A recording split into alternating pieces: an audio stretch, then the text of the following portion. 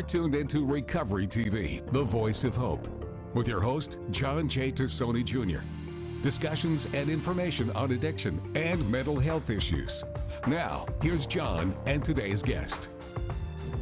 Welcome to Recovery TV, and I'm your host, John Tassoni. Thank you for joining us today for this edition. I'm here with Neighborhood Health Plan of Rhode Island. Dr. Chris Aniano and Jamie D'Annunzio are my guests, and we're going to talk about mental health, substance use, and a lot of other things. Gentlemen, welcome, and thank you for joining us today. Thank you, John. Doctor, should we tell the people in full disclosure, you were in the Senate with me, and we had a great time together. We did. Proof that Republicans and Democrats can work together. You didn't have to bring that up, but that's okay. So tell me what's going on with Neighborhood. Well, you know, one of the key things we were here to talk about today was redeterminations or renewals, and it is so critical because that's something that has not happened in the last 3 years. The pandemic broke everything to some extent.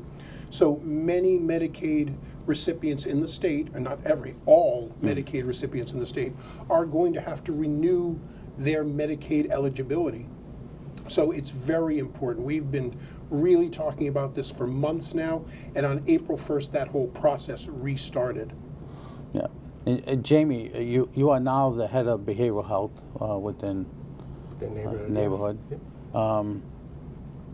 Tell me what you're seeing.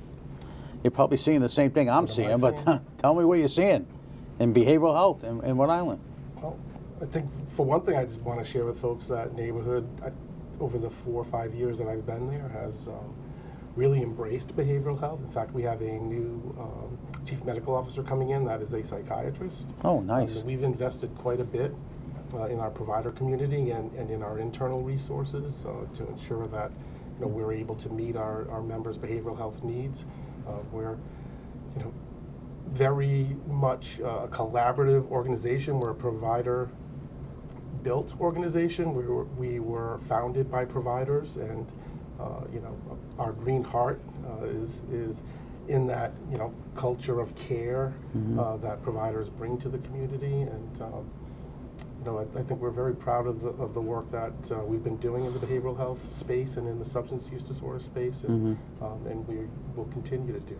But the demands on all providers and MCOs, which you guys are considered, is getting ratcheted up with the demands on substance use and mental health, and along with alcohol. I throw alcohol in with the substances. How do we, the three of us, how do we deal with this as a factor that's rising faster than I've ever seen before? COVID hasn't helped matters any. Alcohol sales are up 300% in Rhode Island. Sales up 300%. The elementary kids, school kids, we're finding more to test the realm of alcohol than it was before, when it used to be junior high and high school and college. So it's almost like it's a perfect storm. It's a perfect storm on mental health and substance use right now. Doctor? I would start with communication and network. Neighborhood has an outstanding network of providers, and when you start with a core network of experts, subject matter experts and providers, the next step is to communicate with them and to work to innovate together. The culture of caring that Jamie referenced is how Neighborhood works to make sure that we have the right professionals, the right network, and that we try and innovate, because, John, I'm sure I'm not telling you anything. What we've been doing to this point has not really worked. Right. We've been losing ground in many ways. And it's going to take a lot of innovation and a really strong network to do better. Jamie, do you see any barriers to rolling out new programs, to think a different direction than we're currently going right now with the state as a whole? I think that's a great question, John. I think we're positioned better than we had been in the past. I think for many, many years the provider community have been struggling just to stay afloat. And I'm seeing the provider community stabilized. I think the new CCBHC initiative that's coming down within the state will certainly help. There's a lot more in terms of collaboration through the accountable entities that the state have put together. But I think really how I want to answer your questions, I think that when you're trying to work through these situations with our membership and Rhode Islanders at large, is that really needs to be one member at a time. And I think we're really lucky in the state that we have such dedicated providers that are willing to work with the health plan and to give us honest, good feedback.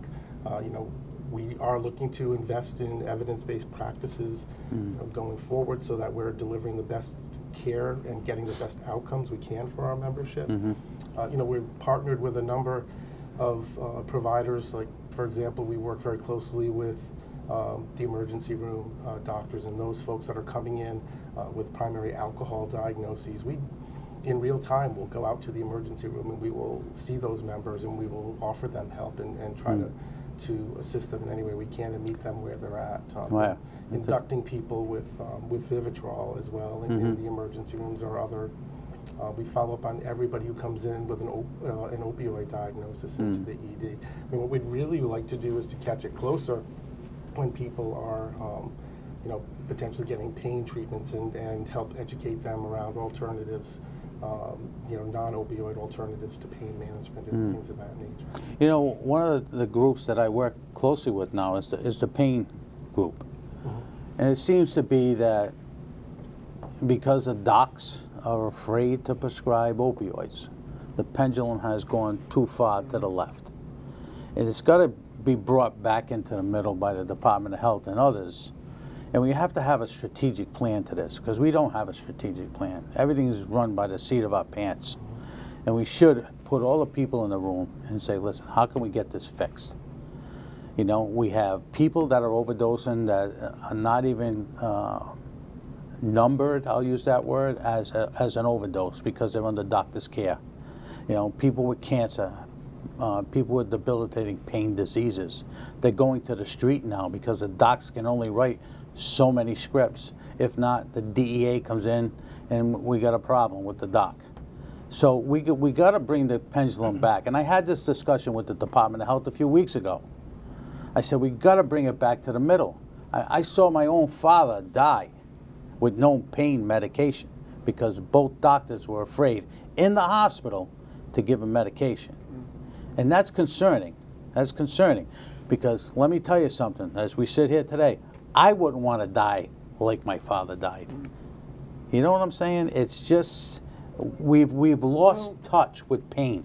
I think it's a reasonably fair statement that we don't want to demonize the product that was created that can help treat pain. We have lots of medications in medical practices, in surgical practices, in behavioral health. We have lots of medications that can have very significant complications or side effects. Narcotics and opiates are no different. So I think you used the term pendulum. I think we may see a few swings back and forth before we find that middle position where these medications are used for what they can do appropriately, but also obviously having a lot more care with how we prescribe them than our history has been. We as a society need to find common ground on this issue. Yeah. We're going to take a quick break. You're watching Recovery TV, and I'm your host, Sean Tassoni. We'll be right back with Neighborhood Health Plan after these messages. And now, back to Recovery TV with your host, John J. Tassoni Jr. Recovery TV is made possible by our supporting sponsors and our title sponsor, AdCare. Now, here's John and today's guest. Welcome back to Recovery TV. I'm your host, Sean Tassoni. Neighborhood Health Care Plan is in the house. Dr. Chris Saniano and Jamie D'Annunzio. I knew that. Fellow Italian. So, Chris, you talked a little bit on determination, redetermination. We need to talk more about that because it's a big deal, real big deal. This is very important. Like we said first, every Medicaid member is going to have to sort of reprove their eligibility for the program. How will you know that it's your turn in the renewal process, well, you'll receive a yellow renewal letter in the mail.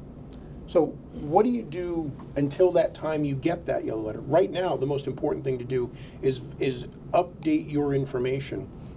Make sure that the contacts that your doctors have, your health plan has, are up to date so that people can get in touch with you, or that your renewal letter gets to the right place.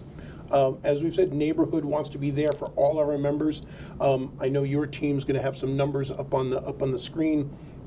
So please remember, you can always get in touch with Neighborhood through our website, nhpri.org. Our phone number, 1-800-459-6019.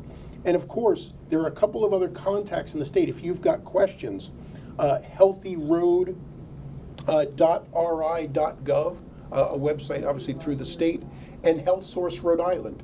Health Source Rhode Island can be called at any time to get more information about this process, or to ask about the process of doing a redetermination or a renewal of your benefits. And their phone number is going to be, I believe, be up on your screen. And then, we can also talk a little bit more about the ways, because someone's probably saying, well, can I do it myself, or can I get help to do it? So we can talk a little bit more about those options. So let me ask you this question: if you're going in for a doctor's visit, primary care doc for your annual physical, can you do it at that point? Well, the key important factor here: your doctor or your payer, like Neighborhood Health Plan, we can't actually do the enrollment. So at this point, what we can help the most with is getting you, we've got to get you to the process of redoing your enrollment, which is essentially getting some documents regarding your income to the state, talking with them so that they can verify that you still qualify for Medicaid. Is it accurate to say that a lot of people, if they don't do this, are going to get kicked off the medical plans? Absolutely.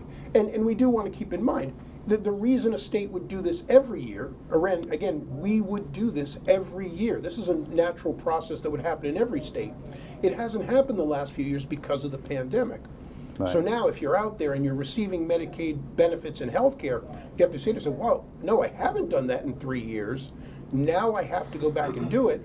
And everyone's going to have a little bit of amnesia about, how am I supposed to do that? Right. So remember, you can do that through the healthyroad.ri.gov website, where maybe you have an account. They also have an app. But if you say to yourself, I need some help doing this, one way you can do it is through a scan center. The Rhode Island Department of Health has a scan center at 1 Reservoir Avenue in Providence. So you bring your paperwork in, they'll scan it in for you. Or you can even get an in-person navigator to help you. And to do that, again, you go to that website at healthyroad.ri.gov, and there's a tab to click In-Person Help.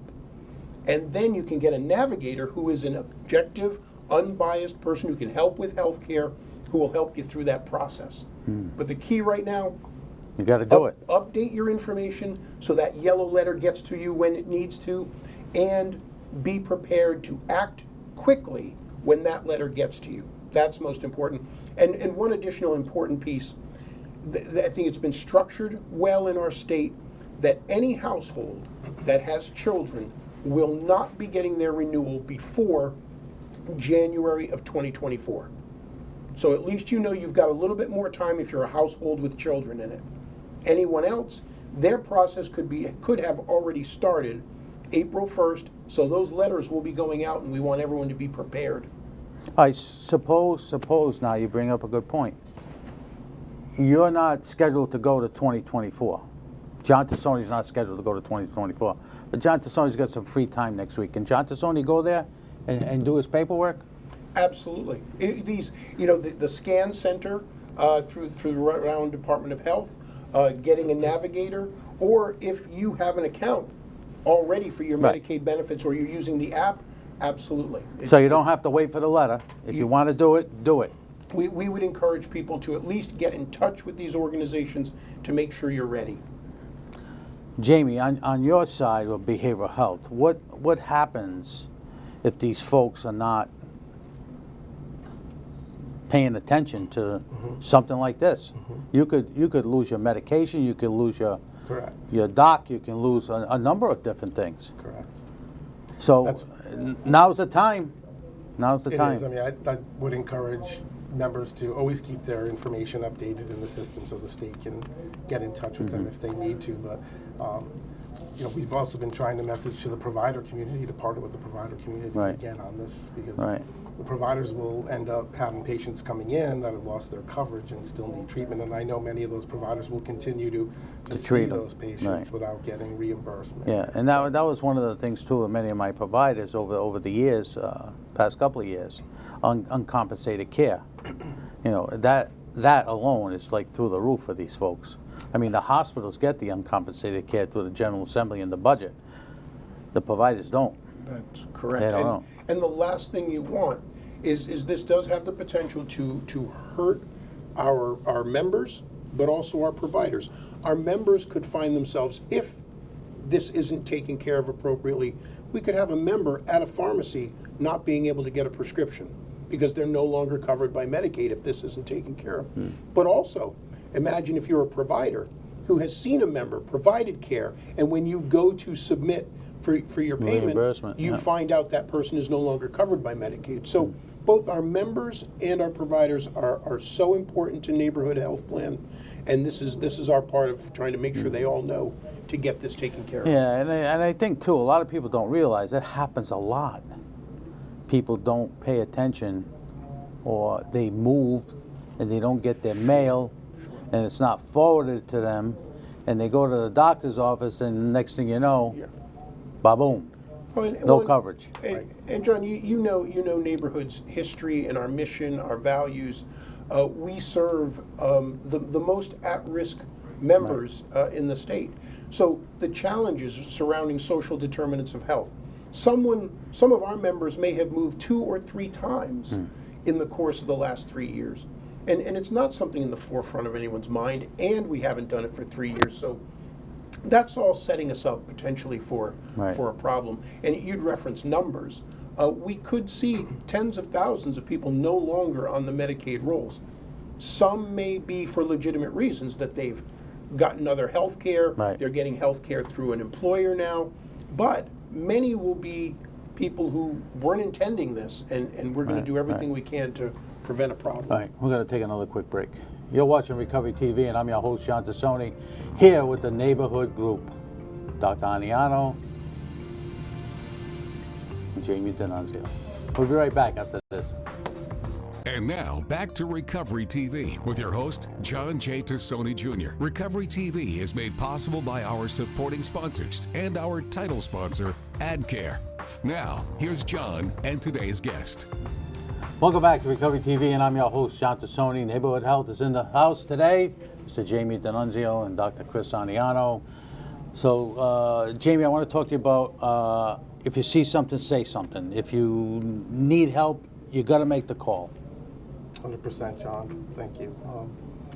Yeah, I mean, if folks are out there and they're feeling like they're just not themselves lately, if people are losing interest, in activities and socially isolating, feeling anxious and feeling like it should have blown over by now, but just keeps persisting, we really encourage people to go and talk with someone. Not unlike physical illnesses, you catch a cold now and then, you have a sore muscle. As humans, sometimes we don't recognize that maybe those feelings that we feel on a regular basis are starting to take over our lives and could end up disabling us, impairing us in some way over time. Certainly if folks are feeling, contemplating taking their own lives or hurting others, many may not be aware there's a new national suicide hotline. It's been out there for some time.